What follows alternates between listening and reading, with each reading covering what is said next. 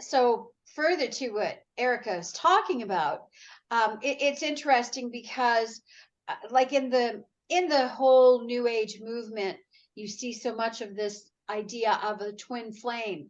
But as you go through the list here, they may not necessarily be compatible. And you have to be able to like look past all of that initial, maybe there is an attraction, maybe there is that physical attraction, like there is a magnetic attraction between people. But what is that attraction really about? Is it something that's just um, animalistic, or is there some deeper point to it, or is it just meant that, like, yes, we have a connection, but are we meant to be in this lifetime together? Maybe not. Maybe we're just meant to, maybe we've come from the same soul group, and yeah, we're really happy to be with somebody because they get us, or not.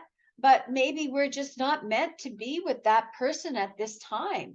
And it's really hard because people are going through life looking for that twin flame, when meanwhile, like you said, there's somebody who's compatible with them. Maybe it's their divine life partner that they're just not. They're caught up with that twin flame because I think it's what's the word I'm looking for? It's just a symbol, and it's a catchphrase.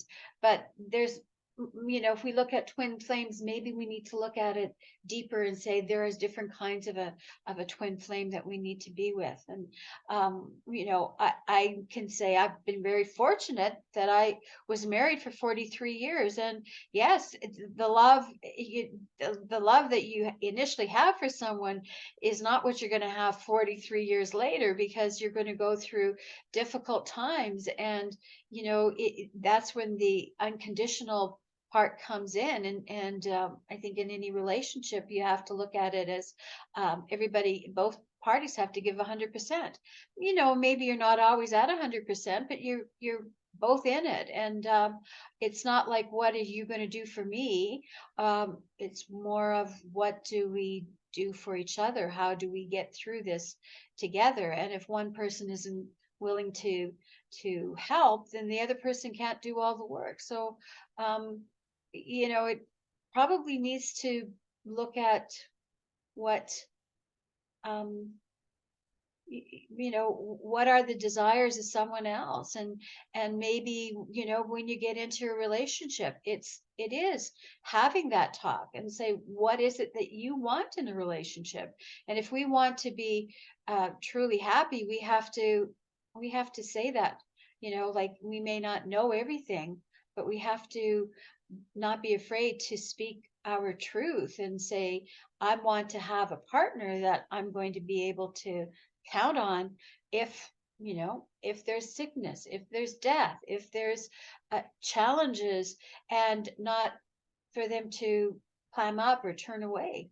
I think it's important that we are able um, to communicate. And I think that's the most important thing in any kind of relationship, is communicating. And even if we don't know what our needs are, it's simply saying, I'm not sure what I need, but I'd be happy if you're here to support me in that. So that's where I'm coming from.